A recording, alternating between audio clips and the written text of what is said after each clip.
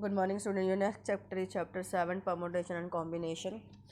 इस चैप्टर के अंदर हम लोग डिस्कस करेंगे जैसे कि हम लोग लाइफ में बहुत सारी प्रॉब्लम से डील करते हैं। लाइक हमें सिलेक्शन करनी पड़ती है, अरेंजमेंट करनी पड़ती है।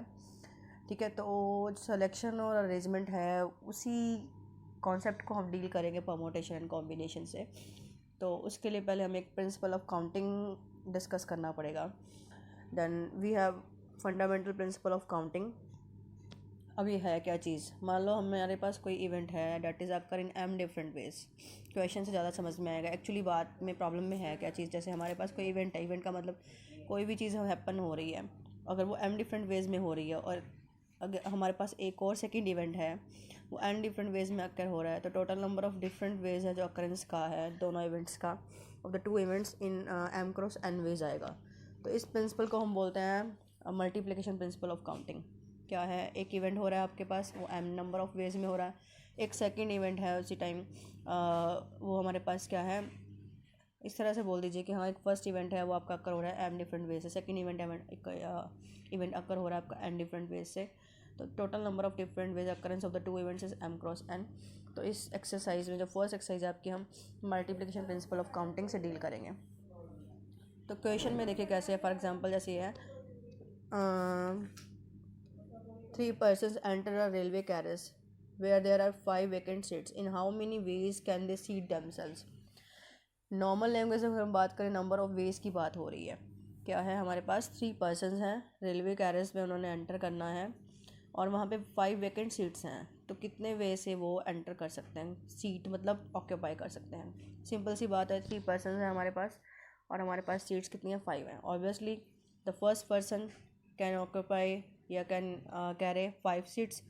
मतलब हम अगर बात करें 5 सीट्स हैं, 3 पर्सन हैं, नॉर्मल वे है, तो फर्स्ट पर्सन के लिए 5 वेज हैं।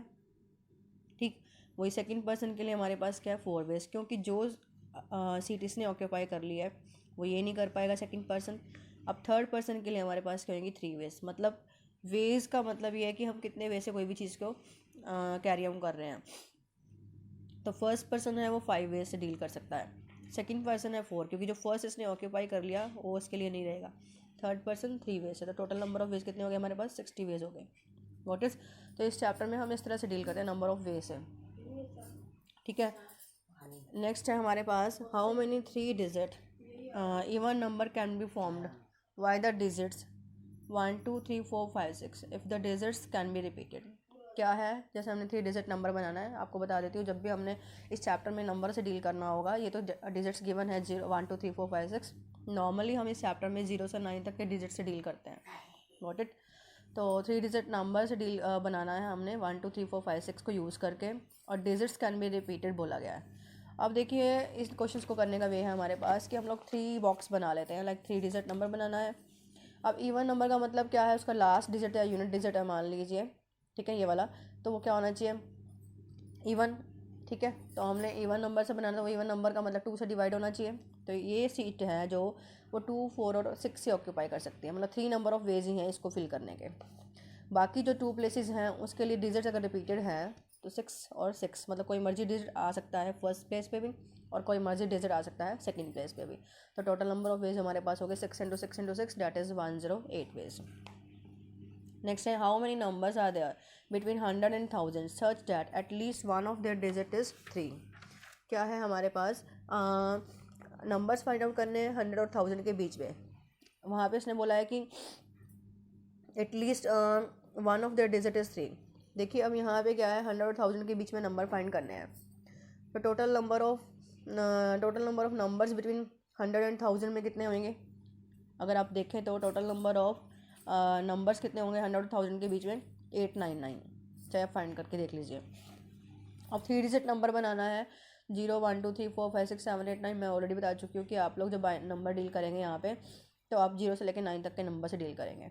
ठीक है, अब हम पता क्या करेंगे, टोटल नंबर ऑफ वेज में से 3 जिसमें आएंगे वो वाले नंबर हम माइनस कर देंगे।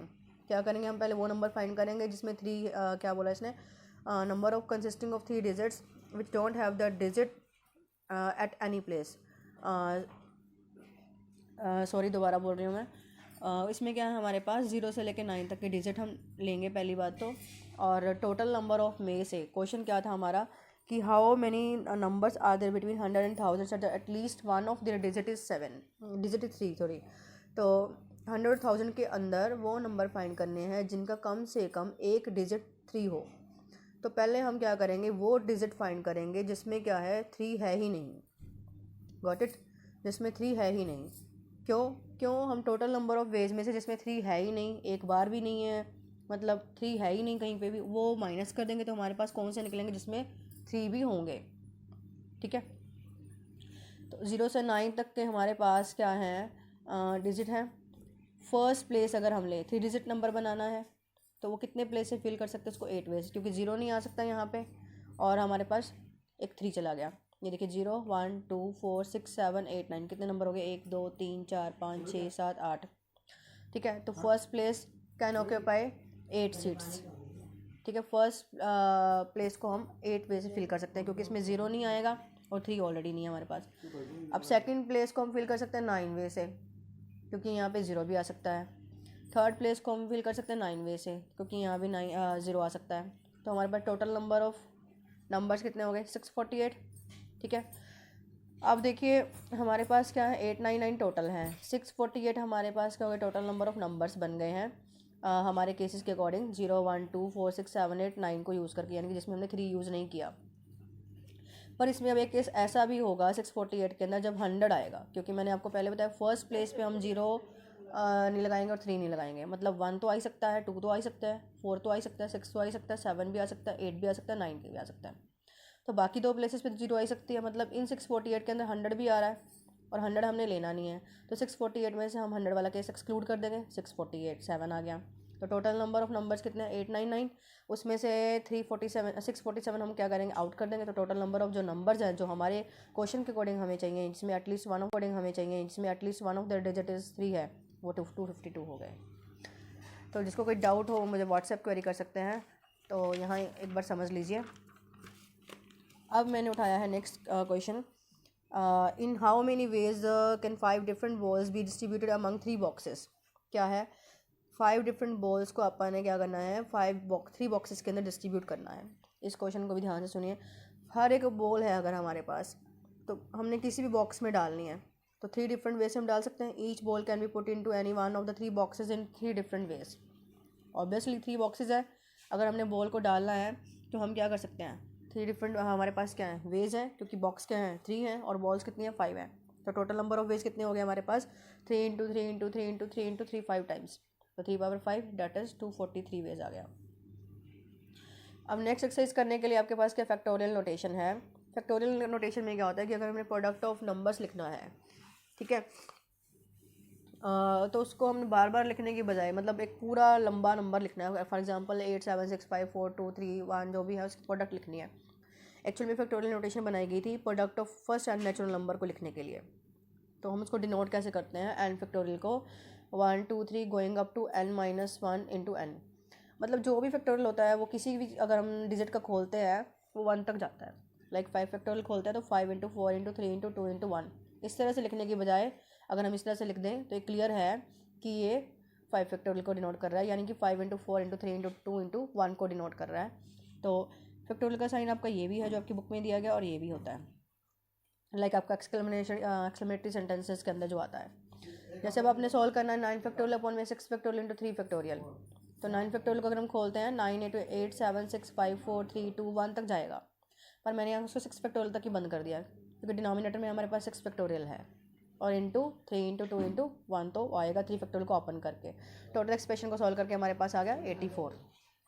ठीक है, अब नेक्स्ट क्वेश्चन है n9 है हमारे पास, r5 है, तो हमने n फैक्टोरियल अपॉन में n minus r factorial find करना है। n की वैल्यू पुट कर दीजिए, n माइनस आर हो गया 9 minus 5 that is 4 factorial.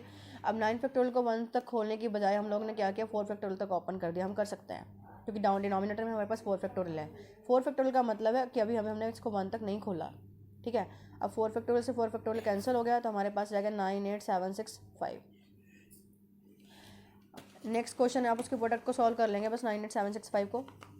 Next question is find n if n factorial upon में 2 factorial into n minus 2 factorial upon sorry n factorial upon 4 factorial into n minus 4 factorial. इन दोनों की ratio दी है 2:1। तो वही है, डिनोमिनेटर में अगर आपके पास कोई फ्रैक्शन है, अगर हम उसको मल्टीप्लाई में चेंज करते हैं तो वो उल्टा हो जाता है। तो n फैक्टोरियल अपन में 2 factorial into n minus 2 factorial into 4 factorial into n minus 4 factorial upon n factorial.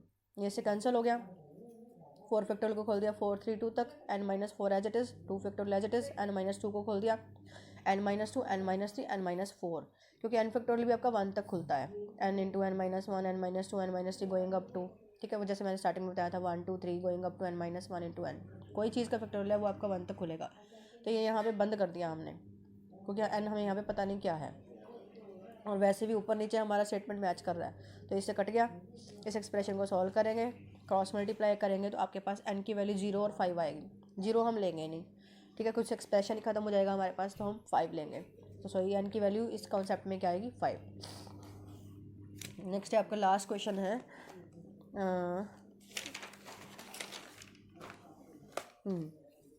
2n factorial का प्रूव करना है, 1 3 5 going up to 2n minus 1 into 2 power n into n factorial. अभी बताया किस चीज़ का factorial 1 तक खुलता है, 2n फैक्टोरियल को खोलेंगे, 2n minus 1 2n minus 2 going up to 3 2 1। अब इसमें देखिए इवन टर्म्स को अलग कर लेंगे, 2n माइनस 2, 4 भी होगा कहीं ना कहीं, 2 भी होगा, 6 4 2 है ये, सारे मल्टीप्लाई में। और टर्म्स को अलग कर लेंगे, 2n minus 1 2n minus 3 going up to 5 3 1। अब देखिए जो इवन और टर्म्स तो वैसे ही रख ली मैंने, क्योंकि हमें चाहिए क्वेश्चन के अंदर जो प्रूव करना था उसमें और टर्म्स वैसे की वैसे ही, चाहे आप देख लीजिए उसको उल्टा करके लिखा हुआ है। अब 2n को लिख दिया 2 इंटू एन, 2n माइनस 2 को लिख दिया 2 इंटू n माइनस 1, 6 को लिख दिया 2 इंटू 3, 4 को लिख दिया 2 इंटू 2, 2 को लिख दिया 2 इंटू 1। मतलब अंदर अगर आप देखें n माइनस 1 3 2 1 और 2 2 2 साथ में जा रहे हैं, तो एक्चुअल में वो क्या बन गया है, n फैक्टोरियल की वैल्यू बन गई है, देख लीजिए चाहे आप, ठीक है। और ये 2 कितनी बार आ गया, n टाइम्स। कैसे पता चला, क्योंकि अंदर n टर्म्स हैं, n फैक्टोरियल बन गया वैसे भी, तो 2 पावर n मल्टीप्लाई करके n फैक्टोरियल इंटू में साथ में ये, तो यही हमने प्रूव करना था। तो इस तरह से कोई डाउट हो तो आप पूछ सकते हैं। मैं बार बार आपको बता रही हूँ, किसी भी चीज़ का फैक्टोरियल 1 तक खुलता है। अगर n हमें नहीं पता तो हम इसको लिखते हैं n minus 1 n minus 2 n minus 3 going up to 3 2 1। Going up to का मतलब बीच में बहुत सारी टर्म्स हैं हमारे पास। Got it. तो कोई क्वेरी हो तो पूछ सकते हैं। Thank you all.